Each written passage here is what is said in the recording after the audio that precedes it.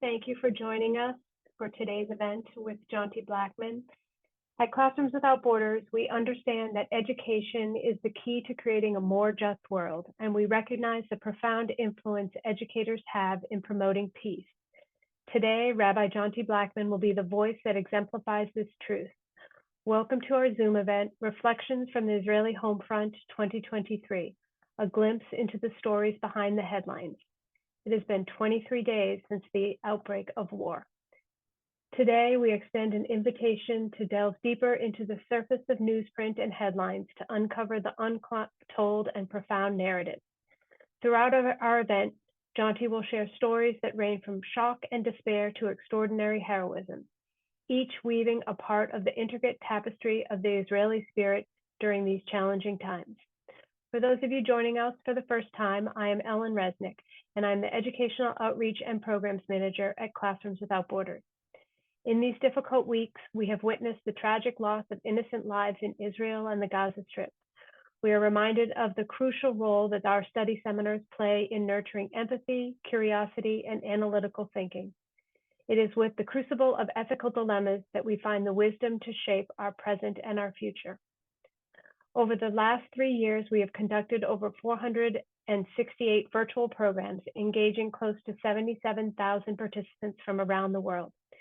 If you would like to continue supporting our mission, I will drop the donation link into the chat for you in just a moment. Guiding us on our journey today is Rabbi Jonty Blackman, an experienced leader of seminars and missions in Poland and Israel. Jonty's exceptional storytelling is a gift, and his ability to connect his teaching to his audience leaves a lasting and profound impact on those he reaches. We are honored to have him with us today and for the rest of this series. Please send any questions you have to me, Ellen Resnick, via the chat. We will try our best to field them all. And with that, Jonty, the floor is yours. Thank you, Ellen, and hi to everybody. Wonderful to see you. Certainly hasn't been easy times here these last 3 weeks, but just one exciting piece of news, if you haven't heard, is that one of the hostages has been freed by Israel. The IDF it wasn't through negotiations, but the IDF and the Shin Bet, our security services, were able to take her out of captivity to get her, and she's just been reunited with her family in a town very close to where we live, a place called Kiryat Gat. And so the excitement is tremendous. In that sense, I want to dedicate and honor her and try to pray that what she's been through will not define what the rest of her life will be, and certainly pray for all the other hostages who haven't yet been freed, and hope that they will be returned to their family and to all of us very, very soon. So that's how we're going to start. I want to say a few things as we're about to delve into our stories tonight. I don't want to focus necessarily on the political elements of what we're talking about here, but rather try to help you understand a little bit about what those of us who are living in Israel have been through. And I'm also very aware that many of you have family and friends living here in Israel, and you're aware of what goes on. I'm also aware that it's not only us here in Israel who are going through something tremendous and horrific and very, very frightening. Jews all around the world, as we see the rise of anti-Semitism and the outpouring of anti-Semitism in such tremendous ways, it's been frightening and shocking for us all. And so we're part of the same story, perhaps in different parts of the world. But here I want to share with you a little bit about what it was like, especially on the morning of October the 7th, to try to really understand a little bit about what we went through here in Israel. And so I want to take a few stories. I want to just share a little bit my own as an ordinary citizen living here in a town called Beit Shemesh, not that far from Jerusalem. I want to share with you a story of one of my nephews who happens to be a soldier in an elite unit. I want to share with you some stories of people that I either know or have come to know, and how we can then also take that into a bigger picture of what is happening here in Israel.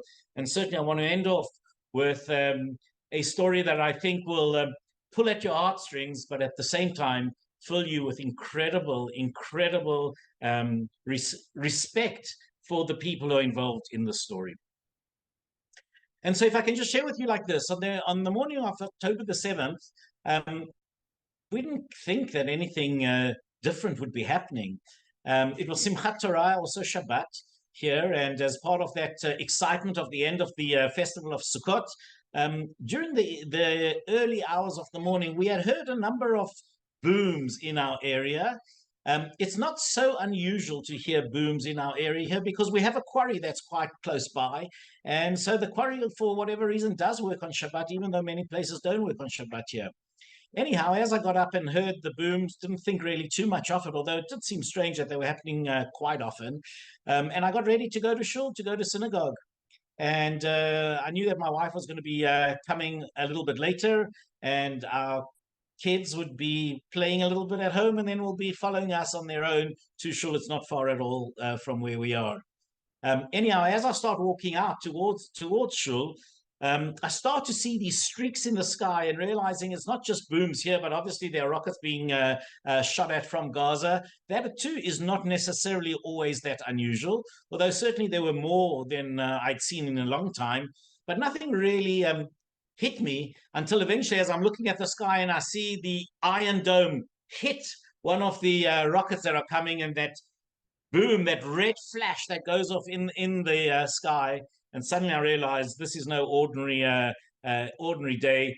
I went home. I said to my wife, I said to Abby, we're not leaving the kids here on their own. Let me wait for you. We'll all go together. But still didn't think I'm going to stop anything. Off we went to shul, to synagogue. And being Simchat Torah, for those of you who are aware, on Simchat Torah, part of the festivities of Simchat Torah, the dancing around with the Sefer Torah. And so in the shul, we were dancing until eventually, as we were all dancing, suddenly there is one of these alarms that go because there is a rocket that is coming very close to where we are. And we all are drilled as what we need to know. Every home and every public place since 1991 has a safe room, a room that is reinforced, a room that when there are rockets we run into in order to protect ourselves. Where we live, we have a minute and a half to get into where we need to get into, from the point of view of how far we are from Gaza and when the rocket will hit us. As in fact today, as I was just preparing some of our material today, I heard an alert. And I looked at the alert and realizing it's not really where we are, but not so far either from the town that we live in. Suddenly these huge 3 booms came across in the mountains around the area in which we live. So we're used to, in a certain sense, unfortunately, we're used to, not like the people in the south, but we're used to be reacting to these booms. And so we have the safe room in our shul, but it's not large enough for everybody at once. So everybody who was on the upper floor in the main sanctuary basically went down onto the ground. And in a certain sense, I was very much with my 9-year-old boy, and happened to be next to the one Holocaust survivor who we have in our shul as well. As we got up, he says to me, didn't think I'd have to do this at my age. And so we continued, and the truth is we continued dancing until eventually a second and a third and a fourth started coming. And by this time, certain pieces of information started to come through. Now, because most of the community in which I live is a Shabbat observant community, none of us are on our phones, so we didn't really know what was going on.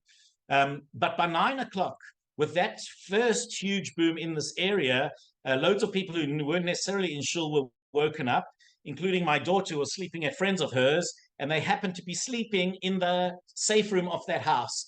And everybody in the house barges into their room, including one of the brothers of a friend who is an officer, and his phone is going crazy, beeping all the time. He looks at it and his face drops, and he shares some of the news of what has happened.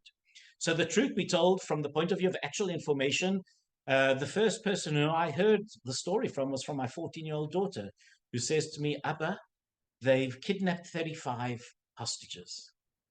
And I look at her and I think, are you sure? Did you hear that right? And, I believe my 14-year-old, but sometimes I think to myself, well, could my 14-year-old be maybe imagining, he may be exaggerating what takes place? And she says, it's what I know, it's really bad. But that's all that she knew, because that's also the brother realized he can't really say too much more. But what starts to happen is we cut down our service much, to make it much more shortened. And again, on Simchat Torah, often what happens is that everybody in the synagogue gets an aliyah. So we had 5 different or 6 different readers who were going to read from different Torah scrolls in different parts of the synagogue. And my son, who's just bar mitzvah a few months ago, this was the first time that he would be reading again. He had prepared the entire parasha to read. And I looked at him and I said, Ro'i, the rabbi just got up and the rabbi said, we're cutting the service short. Not everyone is getting an aliyah. We're just doing a very quick thing, do what we have to, and we people need to go home. Those who need to go home earlier, feel free to go home and be safe where you need to be. And I turned to my son, I said, Ray, looks to me like you're not going to be laning, you're not going to be reading the Torah this time.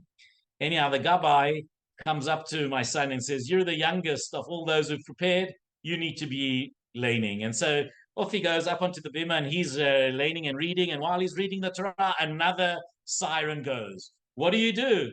And so we put the Sifrei Torah, we put the Torah scrolls down on the benches. Everyone's on the ground. I'm watching him and seeing him on his own in the middle of the bima, down on the ground. I'm with my younger kids.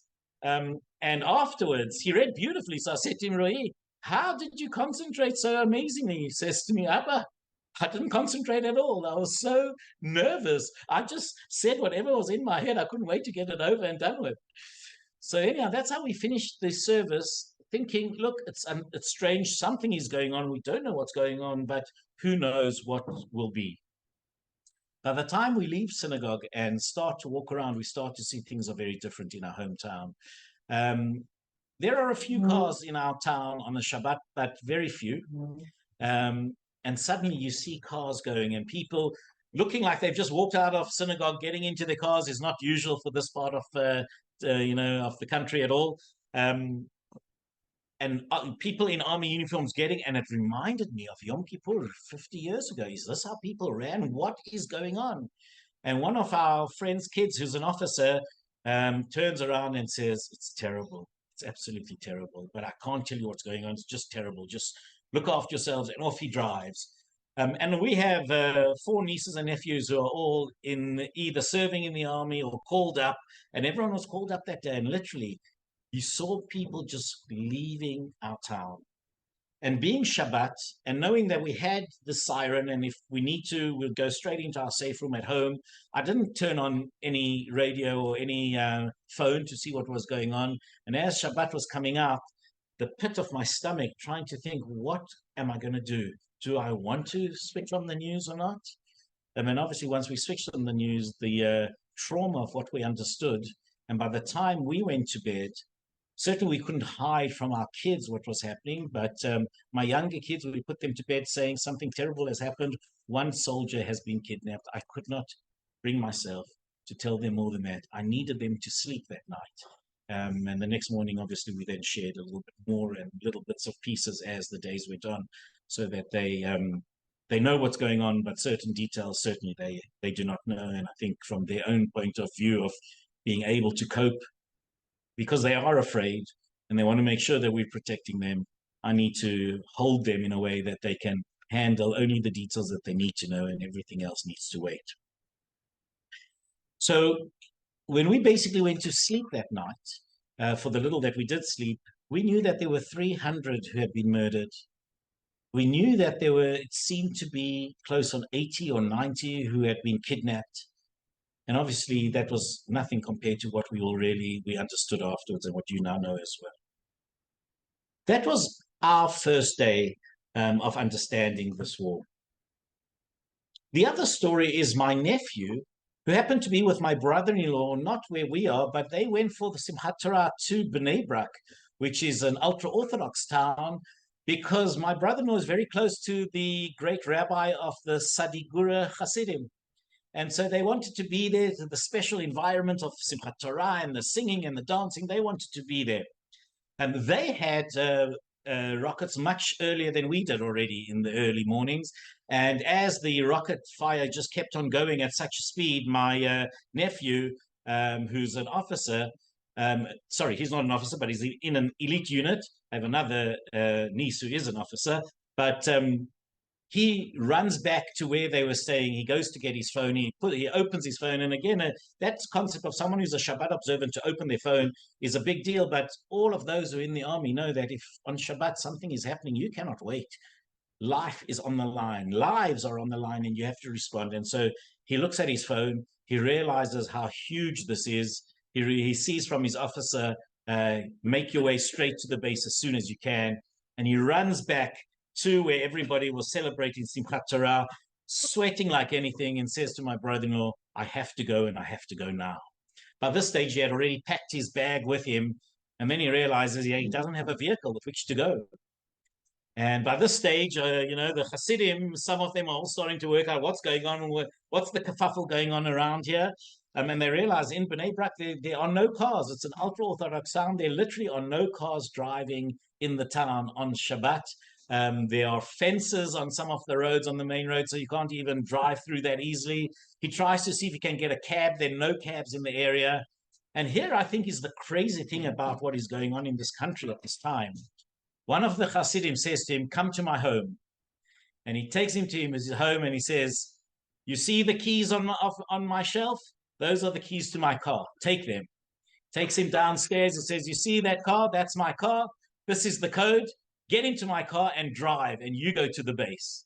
And as he's about to get in, he says, what? 1 minute.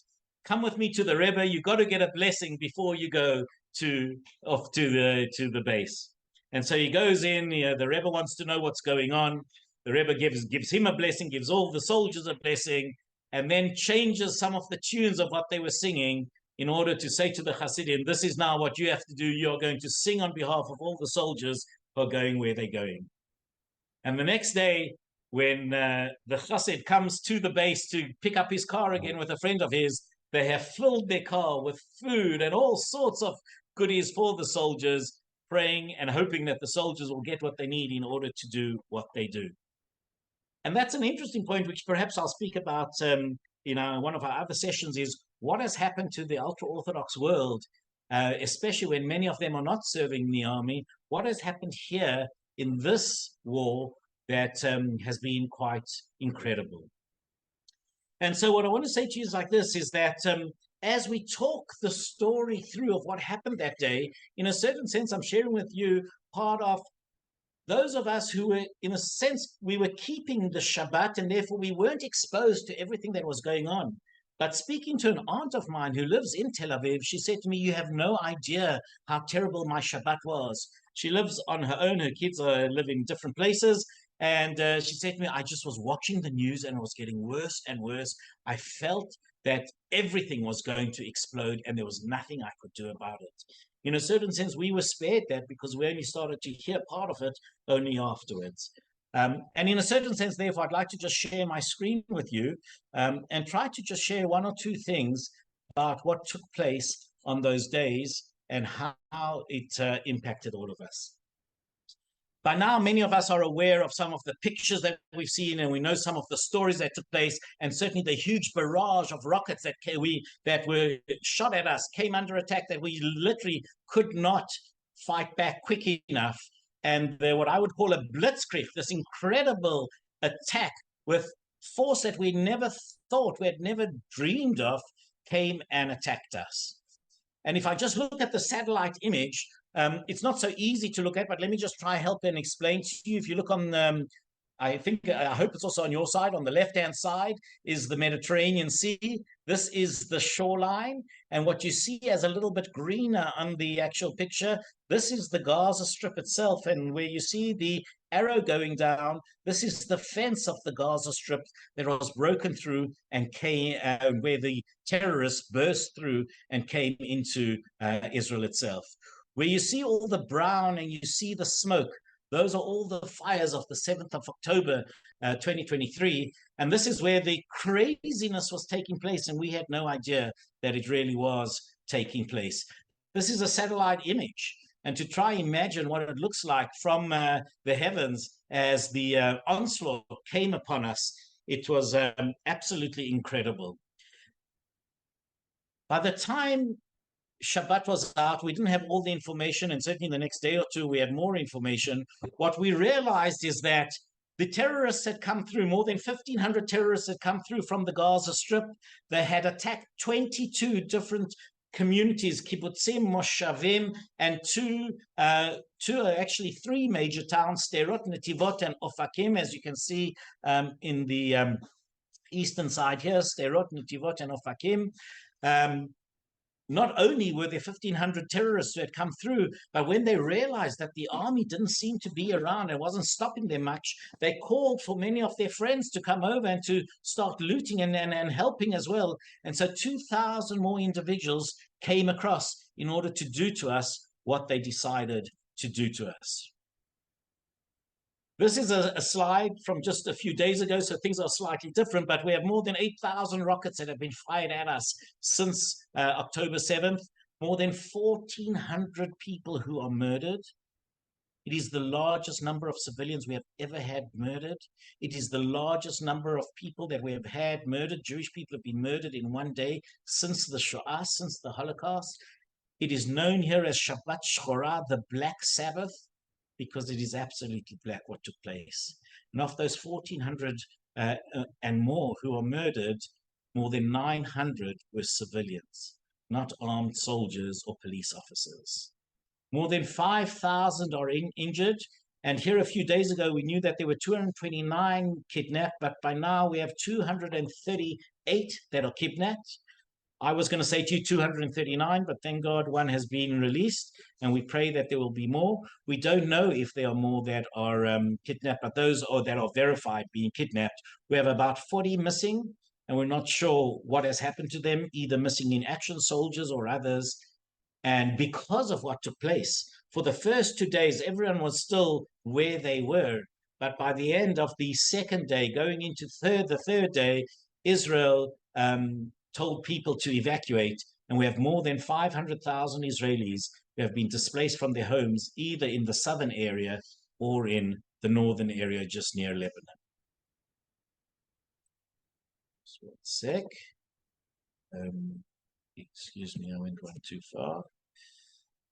Of all those taken captive, we have 33 children under the age of 18 that we know have been taken captive. And of that 33, 10 of them are under the age of 5. To think who is prepared to kidnap kids, babies, toddlers, and if they didn't kidnap them, they murdered them brutally. It's absolutely unheard of. The mind boggles at the depravity of those who can do what they did. And so I want to share with you a song that is part and parcel, that was written actually a little while before the war. It was written a few years ago. It was written by a man called Yifti when a friend of his passed away because he was killed, a pilot who was killed in the battles, and he couldn't believe how young the soldiers were, as if they were in kindergarten. And now in this war, we know too that the soldiers are young, but younger are those who have been kidnapped and taken. So I've got the English right here, which you can read as it plays. Just give me one moment, because for some reason it hasn't, let me see if I can get back to it, and then I can play it properly for you. Sec. It will come through now.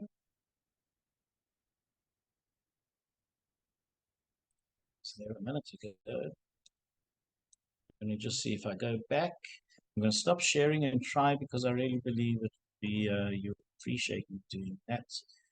I'll give it.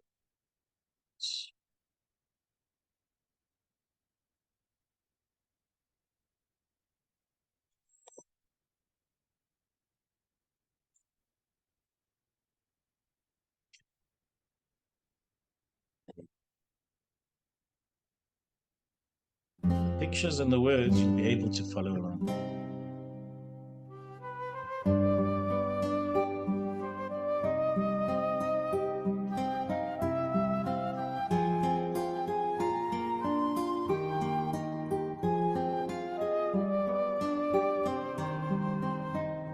אצלנו בגן יש המון ילדים, את חלקם אני אוהב, את חלקם אני לא מכיר, אבל מי לא שמע על האומץ של רן? הוא הכי מהיר בחול, הוא הכי חזק בגן, אבל אחד שפחד הוא לגלות שהוא כל כך מאוהב באחת הילדות. אז בלילות קרים עם פנס מתחת לשמיכה הם מדברים, והוא מגלה למה היא בשבילו כל עולמו מוגן מתחת לשמיכה. In our kindergarten, we'll start now. Second paragraph. יש הרבה חבורות, יש כאלה נחשבים, יש כאלה שפחות, אבל מי לא שמע על קופצי הנדנדות, מרים להם כפיים, מלמדים אותם לנחות, מורמים על נס הדגל, גאוות כל האזור, רק לפעמים כשהם קופצים רחוק הם שוכחים לחזור. אז בלילות קרים עם פנס מתחת לשמיכה הם מדברים, והוא מגלה למה היא בשבילו כל עולמו מוגן מתחת לשמיכה. אצלנו בגן נפרדים בשמחה, כי היום לא ארוך ונפגשים שוב מחר, חוץ מאלה שפתאום לא חוזרים יותר לגן, אמרו לי שהם רק עברו דירה מעבר לענן. אז בלילות קרים עם פנס מתחת לשמיכה הם מדברים, והוא מגלה למה היא בשבילו היא בוכה כשהוא מציע לה להיות כל עולמו בערב שלפני המלחמה. אצלנו בגדוד יש המון ילדים, את חלקם אני אוהב, את חלקם אני לא אכיר.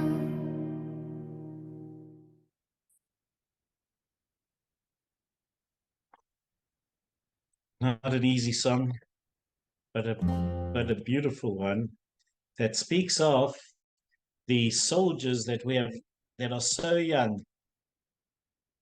1 minute, just sorry, it went through. And the woman who sings the song is a woman called Shaili Atari. You can see her in the picture now. Shaili Atari, you see her with her 1-month-old baby called Shaya. And I want to tell you her story, because Shaili Atari on that day of 7th of October wasn't going to synagogue, and she wasn't waiting to hear the news. She lived in a town called Kfar Aza, which is right on the border with Gaza itself. Their town was overrun by more than hundreds of terrorists who came through there. They rampaged, and within a few minutes, they were at the area where the younger families were living, the area where they were living. Her, together with her husband and the young baby, were in their sealed room. And the question was, what was going to happen? Because they heard the terrorists getting closer and closer and closer.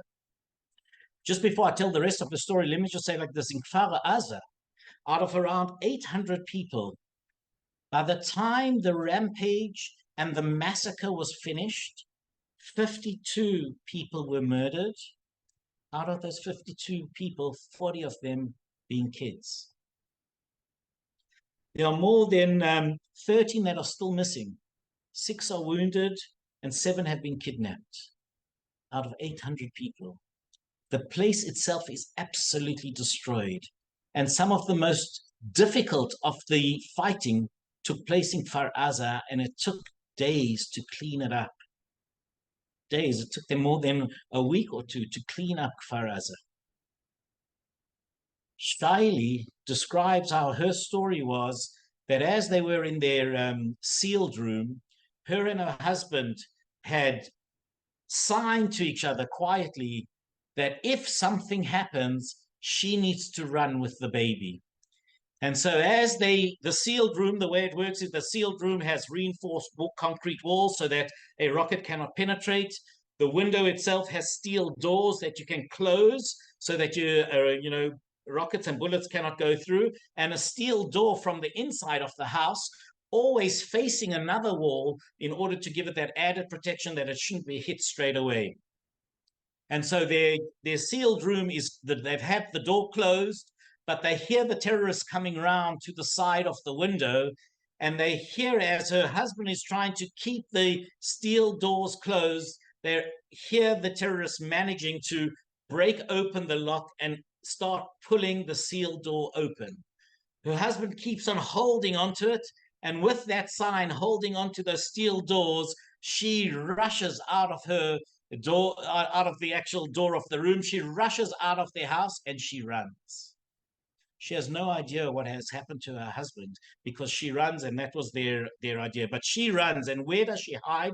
She hides in a warehouse in the kibbutz. She had knocked on one or two of the doors of the neighbors of her house, but they'd been told in their WhatsApp groups, don't open to anyone knocking because there are terrorists all around. So even though she's knocking on her neighbors' doors, they're not opening because oftentimes what actually did happen is that these terrorists took especially kids, and they would make the kids knock on the door and say it's okay, it's safe, but it really was a ruse to get other people out and then to murder and abuse them. And so Shiley runs, and she realizes even she's running under fire with this 1-month-old baby in her arms, and she hides in a warehouse in the kibbutz underneath a pile of fertilizer. And she hides there for as long as she can until her baby starts crying, but she has no wherewithal to be able to feed her. And the truth is, as the baby cries, the terrorists are shooting towards her. They notice her, and she realizes she cannot stay there for long. So when they seem to leave her alone, she runs, and eventually she does find herself hiding in a neighbor's house in their sealed room for 27 hours. That's how long it took the army to neutralize all the terrorists who were around in Kfar Aza. And she eventually is taken to hospital, and she describes how there was so much smoke in her baby's lungs that they had to oxygenate the baby straight away. The baby wouldn't feed. She wasn't able to feed the baby because of all the trauma that was going on, and she had no idea what had happened to her husband. She had no idea what they'd done to her husband. She thought maybe that he was taken as hostage to Gaza. And while she was giving an interview of her story to Sky News, a phone call comes through to tell her that her husband's body has been discovered. Her husband was killed in the battle against those terrorists, saving her life and the life of her daughter. And knowing that she had been the one who had written the song about those who don't return to kindergarten and what she had gone through, the story certainly tugged on my heart. And then as I'm just scrolling and reading the news, when eventually it came about that all these different peoples whose bodies had been identified now needed to be buried, I realized that her husband, her husband was going to be buried literally 10 minutes from our house. So I went to the funeral, and it was, wow, it just was something extraordinary to be there. I didn't know a soul who was at the funeral, but I felt that I was being hugged by everyone around. Firstly, Kfar Aza, because there were so many people who were killed, and then their bodies were eventually identified, they were having funerals one after the other.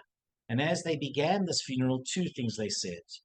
Number one, this is not the only funeral going on at this time, and therefore not everybody from Kfar Aza who is a survivor is at this funeral itself. Yahav's funeral, Yahav Wiener was the name of her husband. The day before, they'd buried his cousin, and he was going to be buried next to his cousin. But then they also said to everybody, as we know, we're not in easy times, and if there are sirens while the funeral is going on, there is no shelter close by. Get down on the ground, put your hands on your head, and protect yourself as best as you can. And there were a few things that I saw at the funeral that struck me very, very powerfully. Number one, the hugs that everybody gave each other as they came to meet each other. The depth of the trauma seemed to me to be expressed in the length of the hugs that people were giving. And when the sobs came through as each person who knew Yahav was giving their eulogy, the sobs seemed to come from a much deeper and stronger place. And Shaili, who has such a gorgeous voice, could not sing. She raised a lament to him, a beautiful eulogy to Yahav, who basically the hero who gave her and her child life, and how she said, I have no idea how I'm going to pick myself up from this, but I will pick myself up. I will give my child a happy life. And when I fall, I know I will have to pick myself up again. And so that was the funeral that I went to just around the corner from us, besides some of the others that we've gone to in order to try and understand what is happening in our country. But I'd like to take us one step back, because I was in shock when suddenly I realized that somebody that I knew well, someone that I know well, someone that I grew up with at school, was a year below me in high school. For a number of years, we were actually very close. I haven't been in close contact with him in the last few years, but the last time I saw him was when my mother passed away and he came to the Shiva to console me. And I'm talking about a man known as Doron Perez, Rabbi Doron Perez, who had two sons in the battle on the Shabbat of October 7th. And he describes how he was at home together with his older son, Jonathan, and they were sheltering in their bomb shelter as the rockets were going crazy in the area that they were living. And as things were going crazy, Jonathan's phone was also pinging again and again and again. And being Shabbat observant, he wasn't answering until he said, I have to answer what's going on. And he notices that he's in a group of 120 commanders of the army. He too is a commander in the army. And all he can see is them saying the Hebrew word, hazui. This is absolutely unfathomable. Hazui. It is unfathomable, unbelievable. What is unbelievable?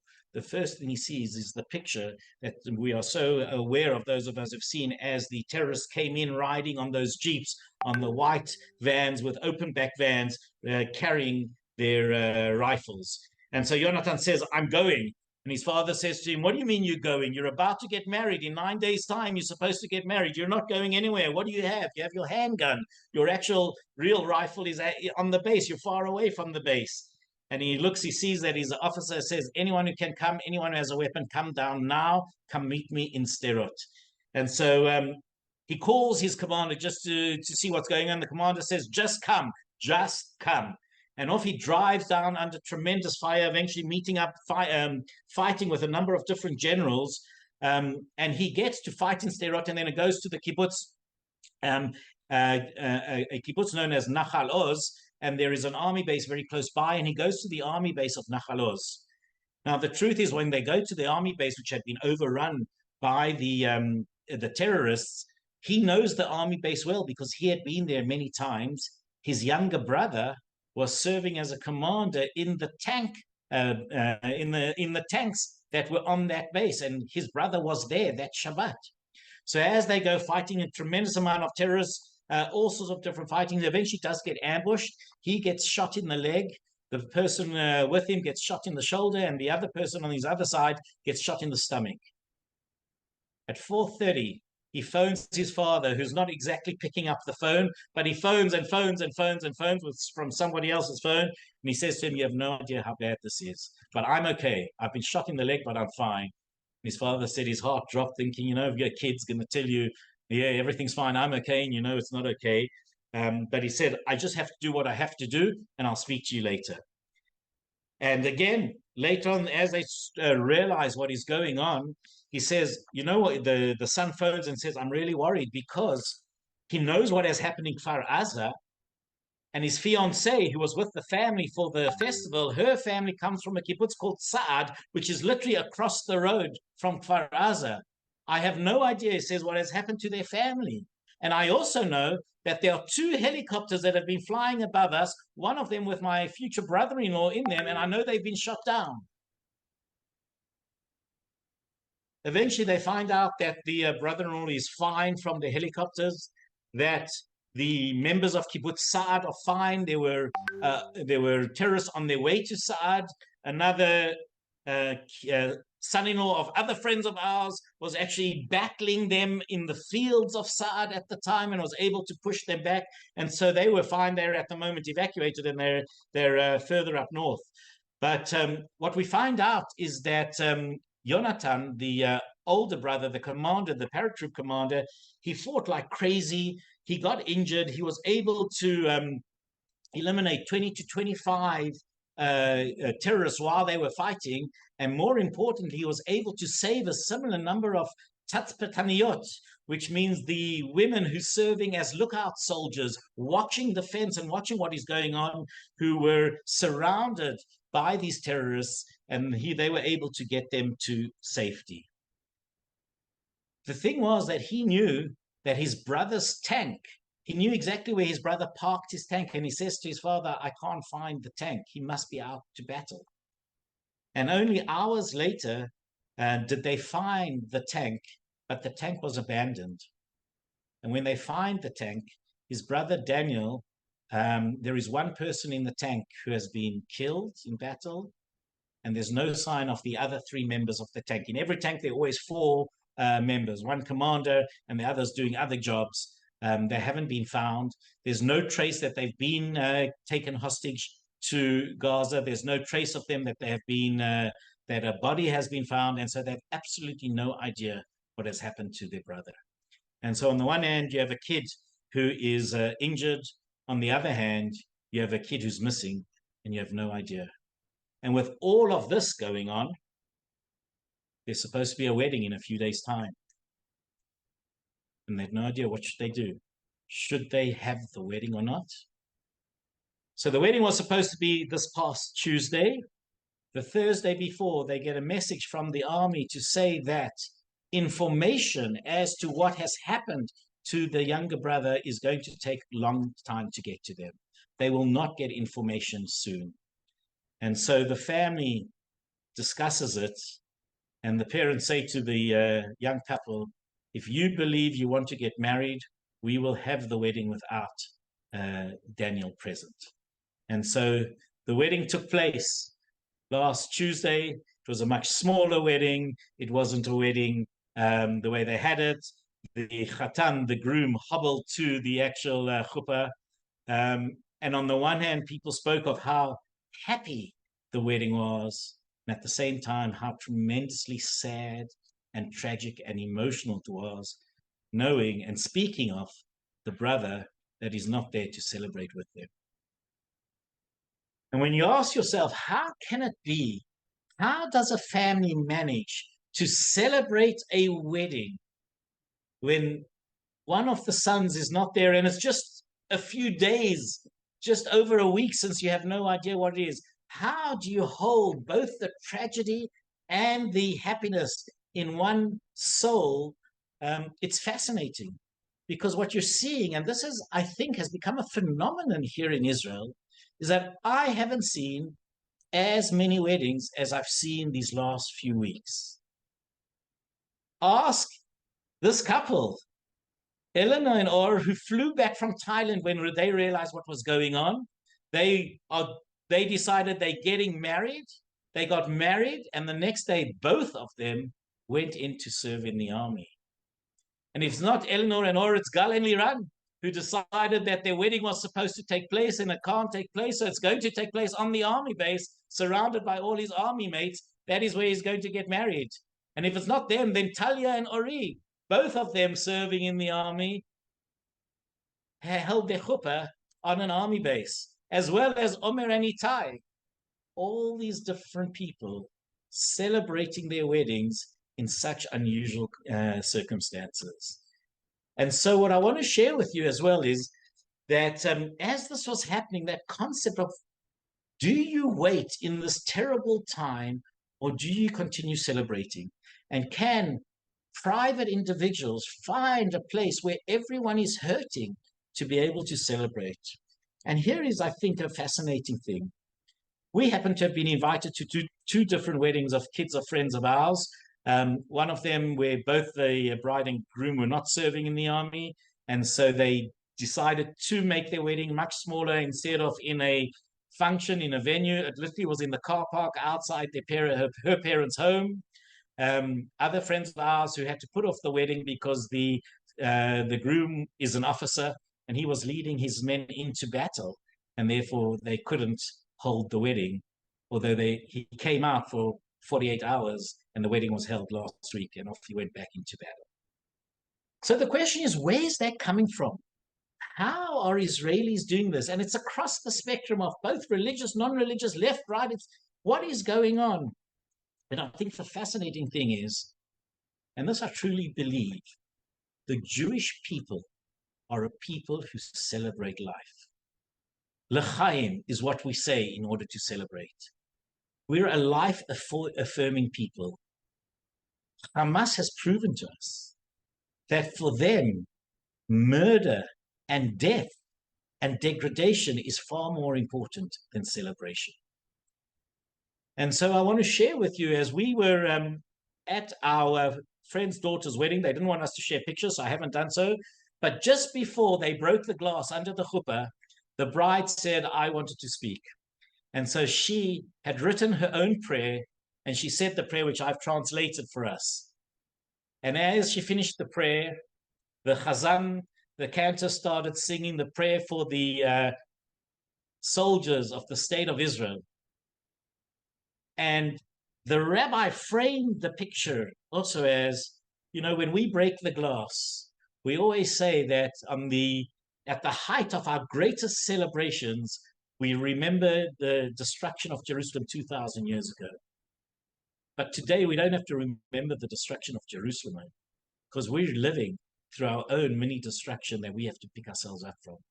And those young couples who say, I believe in life, I will get married the day before, or even once I've been called up to serve, I will go because I believe that we love each other so much and we have a way, we have a future, we will live whatever we can. Life will out anything else. I think that is powerful. And I think that is said too in this prayer. So as she said, she requests of God to pray aloud, and she says, please, give me one moment of honest prayer that will open up all the gates. I pray for the peace of the state of Israel, for the welfare of her soldiers and the welfare of all her citizens. I pray for all the injured. I pray for all the captives who are missing, that they should be in a protected place. And I pray for their speedy return home. I pray for all those families who have lost their loved ones and yearn for comfort. I pray for all the brokenhearted. I pray for those who yearn for children and have not yet been able to conceive. May they bear children easily and without difficulty. I pray for those who are searching for the love of their lives. I pray for all those in need of a roof above their heads. I pray that better days will come upon us, days of plenty and bracha, of blessings, peace, and happiness. And I can say to you that I was an absolute mess by the time that this was over, because also it was just within the first few days. And then my sister-in-law says to me, look at what has happened here. And in the midst of war, Matan proposes to one of her best friends, Kim. She had no idea, but he called her to say, basically, I've got an hour off on the base. Have you got time to come and see me? She says yes. And look what happens.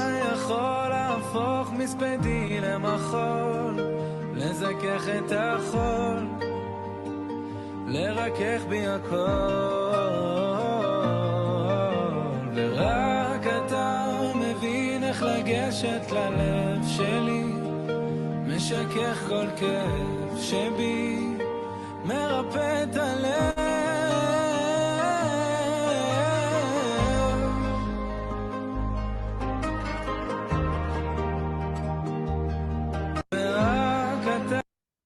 And for those of you who saw the sign in the background, the sign said in Hebrew, will you marry me?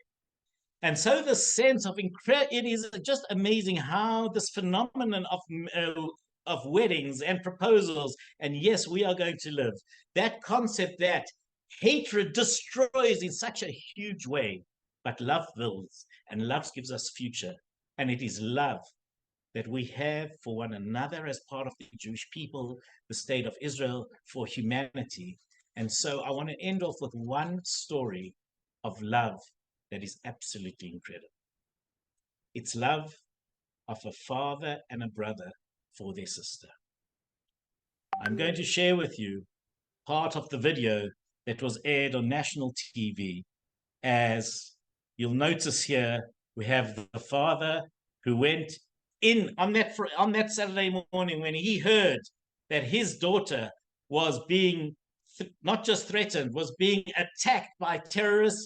He took his truck and his son and off he went into the hell as shots were being fired all around them. He didn't run away. He ran into the fire in order to save. Look at the story of when he meets his daughter and the girls who were with her that he saved that day. היי. איזה כיף לראות אתכם. אוי בנות. איזה כיף. יואו, איזה כיף, איזה אושר, איזה אושר, איזה אושר, איזה אושר. תתפרקו, מותר לכם. מותר לכם, מותר לכם, מותר לכם. מותר לכם. איזה כיף. מותר לכם. בימים האלה בכל כך הרבה סיטואציות כבר אין מילים. מה כבר אפשר לומר למי שהציל את חייך? מה יגידו הבנות האלה, לאנשים שלפני רגע לא הכירו, אבל בזכותם הם כאן. נשאר לכם עכשיו רק ליהנות, תהנו. אתן? אתה צעקת. מוטי ועמית הם בין האזרחים הראשונים שהגיעו לעוטף. ניצן כתבה תצילו, והם בבת חפר עלו על הטנדר. אתם נוסעים לכיוון רעים, אבל השטח סגור. היה איזה מחסום בהתחלה באיזושהי צומת שאמרו לנו מי אתם, והיינו צריכים לשקר, אמרנו שאנחנו כוח תגבור של היס"מ. וככל שהצבא יתקדם קדימה, אנחנו איתו ביחד. זה פשוט כאילו אתה נמצא במטווח של ברווזים ואתה פשוט לא מבין מאיפה באה היריות, משמאל, מימין, מקדימה, מכל מקום יש ירי. פשוט חיילים, שוטרים, מחבלים, ילדים, אמהות, הכל זרוק על הרצפה. הכל זרוק על הרצפה עד לצומת שמאל הרפיח, ימין הרעים. אני מדבר עם עמית ואני בעצם רוצה להיפרד ממנו. כי מפה אני הבנתי שאנחנו נכנסים, אני לא יודע אם אנחנו יוצאים. בכל זאת, הוא עוד צעיר, והוא יקבור אותי ולא אני אקבור את הבן שלי. וזה היה רגע של 3 דקות שיחה ביני לבינו באוטו, שהבטן התהפכה לי. אמרתי לו, אני איתך. אז הוא אומר לי, אבא, אני לא יורד מהאוטו, אתה עד הסוף. אזעקות מפלחות את השמיים, מתחילות שמועות על מחבלים, 50 מבלים שנמלטו מהמסיבה מגיעים למיגונית שבצומת בארי. הבנות האלה נכנסות ומתיישבות בחלק הפנימי של המיגונית. את זוכרת אותם מהמיגונית? כן. אני רק אותך. אני ישבתי ליד הדר. ישבנו ממש אחת ליד השנייה. הסתכלתי וראיתי פרצופים, אבל היה קשה מאוד להבין מי חי, מי כבר לא שורד, מי פצוע. היו עלינו הרבה גופות, והיה כבד גם כשרצינו לקום ולנסות לעזור איכשהו, זה לא היה אפשרי. אחותי כל הזמן שולחת לי הודעות והיא רושמת לי. נכנסו לעשות וידואי הריגה, זורקים עלינו רימונים, זורקים בקבוקי תבערה. עמית, בבקשה תבוא, אני לא מרגישה את הרגל שלי. יש פה מלא מחבלים מסביב. בבקשה, עמית. אני שומעת את אחי ואני שומעת את אבא שלי והם צורכים. תהיו חזקות, תנשמו, תתחסו מתחת לגופות, תיקחו דם, תשימו על הפרצוף, תתרגיעו את האנשים, תשמרו על קור רוח. עמית מבטיח לניצן שעוד חצי שעה הם אצלה, אבל זה לא נכון. אני עוצר שם אחרי זה 20-30 מטר לפני המחבלים. אני רואה קופצים לי מאחד החורשות מצד שמאל, איזה 20 ומשהו ילדים, אומרים, תציל אותנו, קוראים, עם דם, תצילו אותנו, תציל אותנו. עכשיו אני אומר, ריבונו של... מבלים מהמסיבה? כן, כן. אני אומר, ריבונו של עולם, מה אני עושה? זה או להיכנס לאחותי. הבת שלי מחכה לי, הבת שלי מחכה לי, ובאים לי פה איזה 20 ומשהו ילדים, ואני אומר, מה אני עושה? מה אני עושה? אני מרגיש שכאילו אני נמצא באיזשהו... ואז הוא אומר לי, עמית, תקשיב, בוא נוציא אותם. בוא נוציא אותם. בוא נעשה חסד עם אנשים, אולי זה ייתן לנו את ההזדמנות להציל את ניצן, ואני והוא כבר בדמעות, לא יודעים מה... אני לא יודע מה, זה הבחירה, זה הבת שלי שהיא שולחת לו הודעות, אבא, הם נכנסו לעשות וידוי הריגה פה, אבא, זרקו פה רימון עכשיו. 5 רימונים זרקו עלינו. אני ובר, אני חושבת... I imagine that. that horrible decision that you have to make. Am I going to save my daughter who's begging me to come? I can hear her on the line. Or am I going to take these 20 kids who've jumped on my car? And the incredible heroism as he turns to his son and says, maybe through the chesed, through the kind deed that we're going to do in order to save these others, we will be given the schut, we'll be given the merit to save our daughter as well, which is what he does. And just before we get to that point, because I want to show that to you, but I want to just describe how they discuss how they were in there for close on 7 hours in this migunit is the Hebrew word. It's a little shelter because in the south, there were so many rockets and it's so close to Gaza, even though every home and every public building has a shelter in the actual building, if you're standing at a bus stop in those areas, it's 15 seconds that you have to run to a shelter. So there are all these shelters on the side of the road next to bus stops, next to junctions. That's why this was at Be'eri Junction, one of the kibbutzim that was completely decimated, but at that junction. And they were in this, it's 2 by 2 meters, you know, you're talking about just what, 6 by 6 feet, something like that. And they're there for 7 hours as they are waiting to be saved and begging the brother and the father to come and save them. And the father and the brother describe how also as they came to find them and the army helped them get to the actual shelter, Amit, the brother, goes into the shelter and he's in shock by what he sees. He rushes out from the shock. He says this carpet of human bodies that were just lying there and obviously not all looking the way that they should. Anyhow, the father decides to go in, and how the father also apologizes that as he goes in and he calls out, Nitzan, that's his daughter's name, Nitzan, are you here? It's Abba, it's father, come to rescue you. All of a sudden, these girls break out in tears and start moving out of these bodies and realizing that it wasn't a terrorist. Because so many times, the stories of you don't know who's coming. They may make out as if they're your friend, as if they're Israeli. Some of the terrorists were even dressed in Israeli fatigues. But here, the father came to save her. And the father describes how he pulls out body after body, some of them injured in ways that they couldn't walk. These women are all, thank God they're able to walk, they're healthy. The others are still in hospital. And he says to his son, put them onto the truck. And he takes as many as he can. Eventually, he says, calls out into the area, is there anybody still alive? Is there anyone here who's breathing? And there are terrorists just shooting all the time, and he realizes time is of the essence. If he doesn't get out of now here, maybe none of them will get out. And as no one answers, he says, I have no idea if I left anyone there who was still breathing, but they weren't capable of hearing me or telling me that they were alive. He gets into the truck and he races out of the area. I want to therefore go towards where they describe how he races out of that area. So here we go. עזרא הצילו באותה שבת שחורה 30 אנשים. ההורים שבאו לפגוש אותם יודעים, ברגע אחד הכל יכול היה להיות אחרת.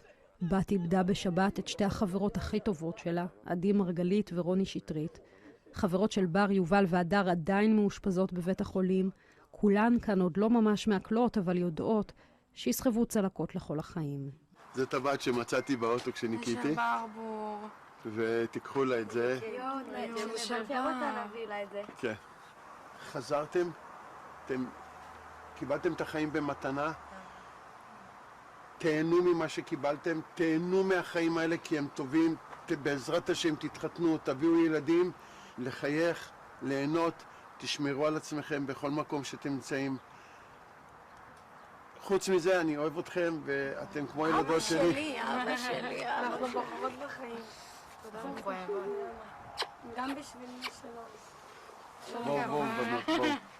כולנו הילדות שלו. ויש הקלטה אחת של 6 מילים, של הרגע הזה שבו היה ברור, הן ניצלו, הן בחיים. הבנו אותם, אח שלי, הבנו אותם!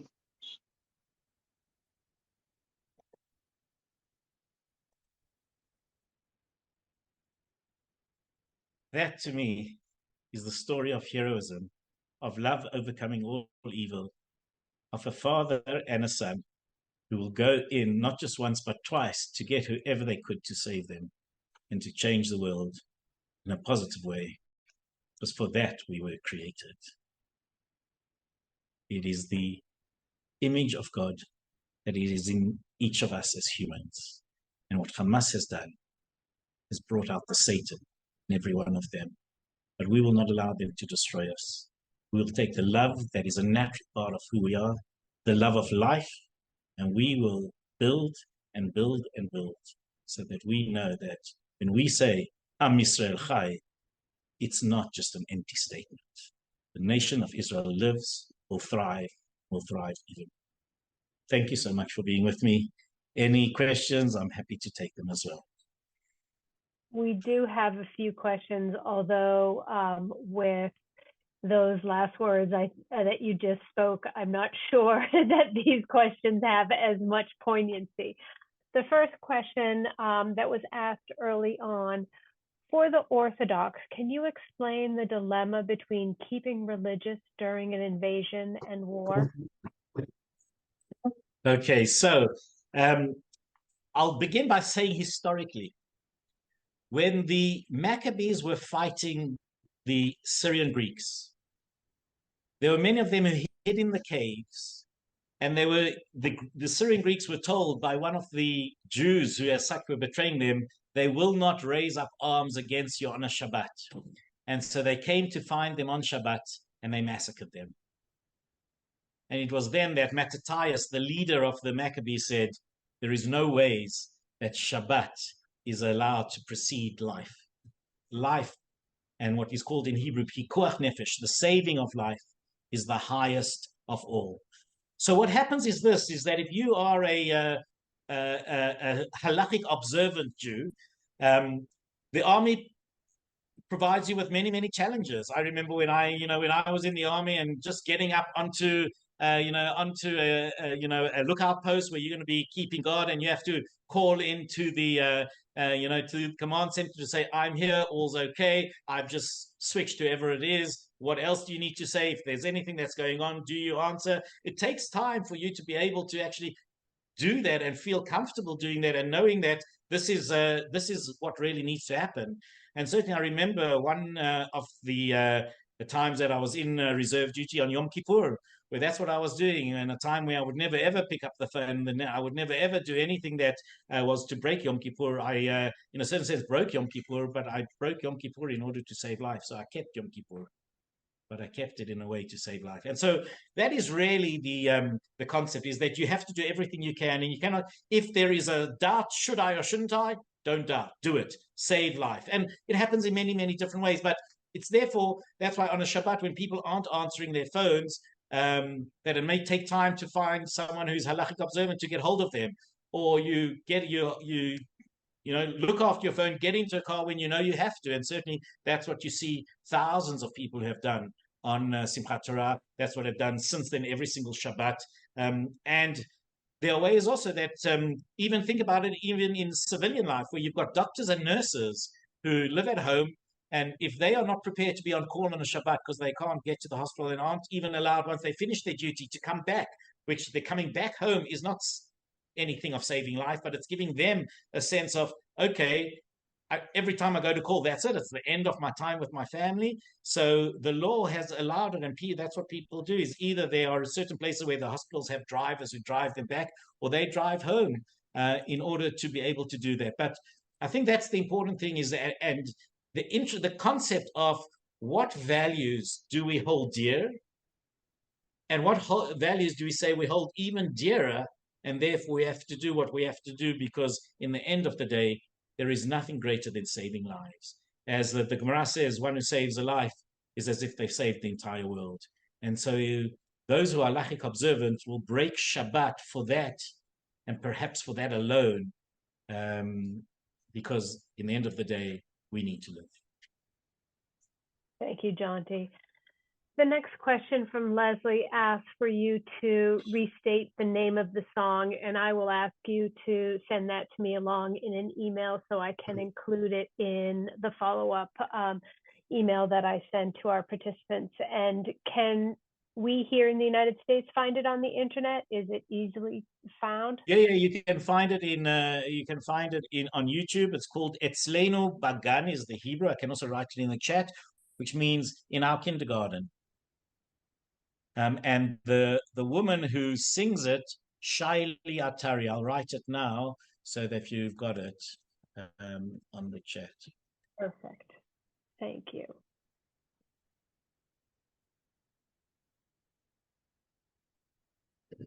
And you can even put it in asking for it in with English subtitles.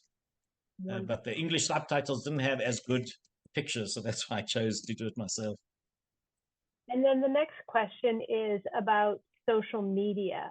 So we know that many of our younger generations are getting their news from social media. So how has social media played a role in the shaping of the narrative of resilience of Israeli society during these horrific days? Great question, which I can't answer fully because I'm not an expert on social media, but I can tell this much. I've never been scrolling as much as I've been scrolling. Everyone I know is sending different memes and certainly different pictures and different links to all sorts of different of things. And it's a way, number one, of people being able to get off their chest what they're feeling and share with each other and not be so alone, especially in this strange world. I definitely know that that is, I would say, the thing that you are able to do.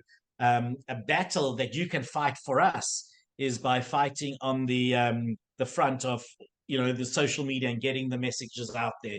Will they change those who hate us? Probably not. But those who are sitting on the fence will be able to see it, and certainly the pictures that have been coming through are are there with the power that is there.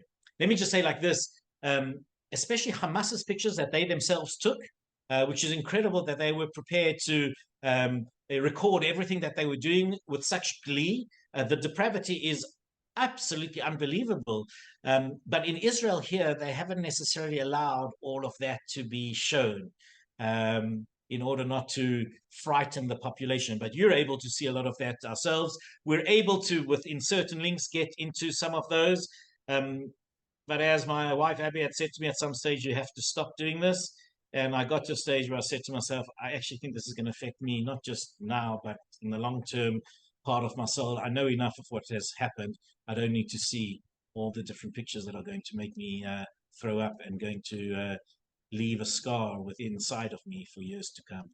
But I do believe using some of the pictures that are very, very difficult are an important part of the story, especially that we need to fight those who refuse to see with moral clarity what has happened here. Thank you. Many of us woke this morning to the news reports on the Israeli plan that landed in Russia. Can you comment on your thoughts or maybe reaction within Israel to that incident? So within Israel, a few things. On the diplomatic front, Israel called in the Russian ambassador for two reasons. One, for them having an audience with Hamas leaders. What is that about, as supposed to be allies? And also for this, saying that this attempted lynching took place because of Putin's stance and what has been the official stance of Russia. Obviously, Russia has deflected and said that it's not that. But I think it's frightening for all of us. For you, where you are, for we are realizing that the hatred towards Jews has not gone away. And when we said never again, we were thinking oftentimes it's never again will we have that hatred of anti-Semitism. But I suppose we're going to have to learn to live with anti-Semitism, and never again will we be quiet and will we be silent. And if you don't mind, one of the deep feelings that I had those first 2 days where I was in absolute mourning and trauma, feeling Israel was created to protect the Jewish people.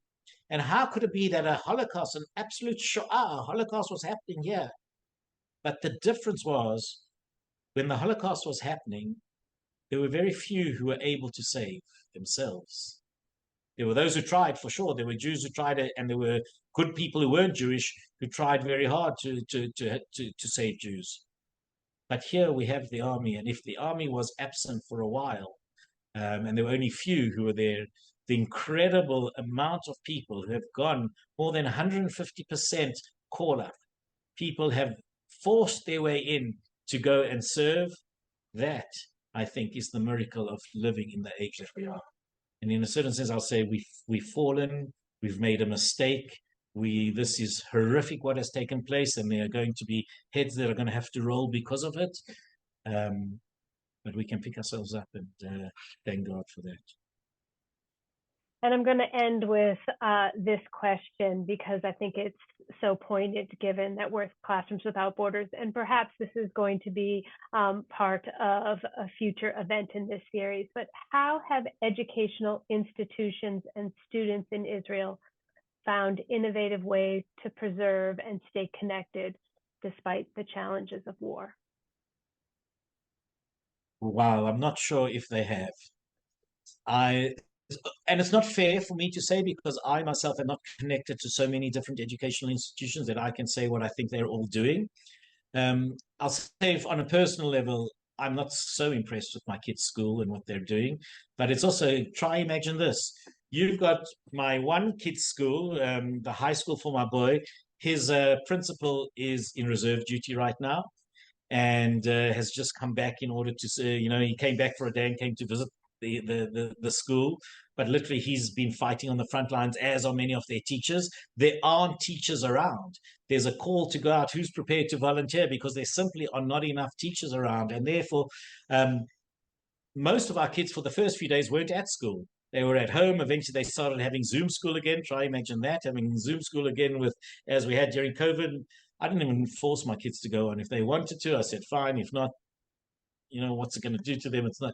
But they eventually went back to school, but it was half day. Now they're there full day, but they cut it down slightly because they're just not enough staff in order to make it happen.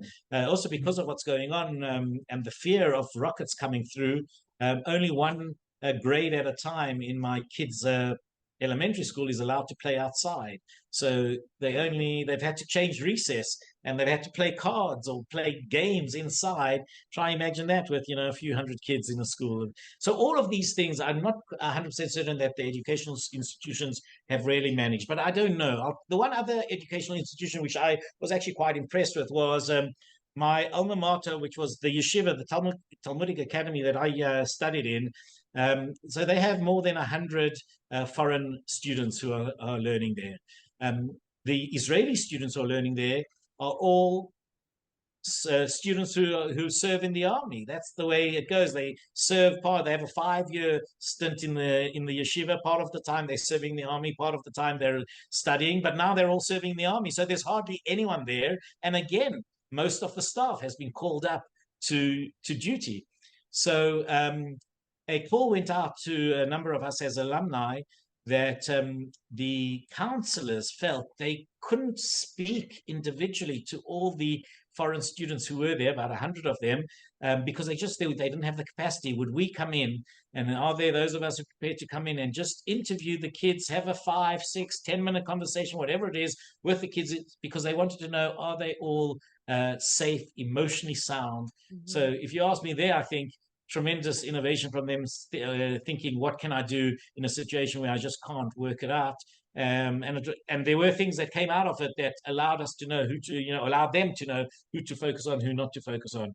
Now, from the point of view of actual innovation, I'm not so sure. Israeli kids, most of them, even from a young age, know what's going on, are connected, are with this, are feeling this, are volunteering.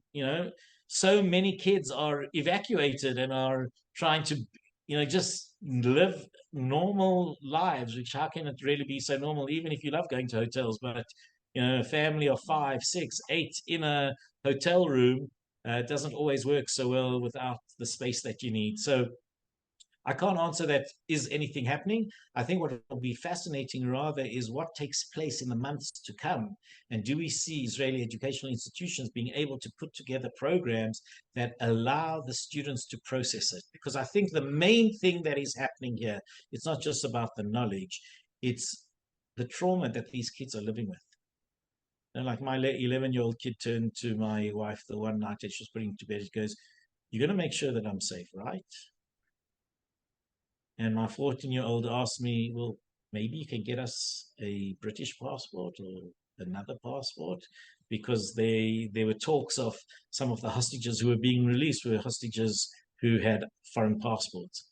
That kind of question is not a question about education. It's about emotion, about psychology. And I will say this, that we've had a number of sessions with some leading psychologists who have offered their services in order just to help parents, to help individuals work with the fear that not only the kids are going through, but the anxiety that the adults are going through as well.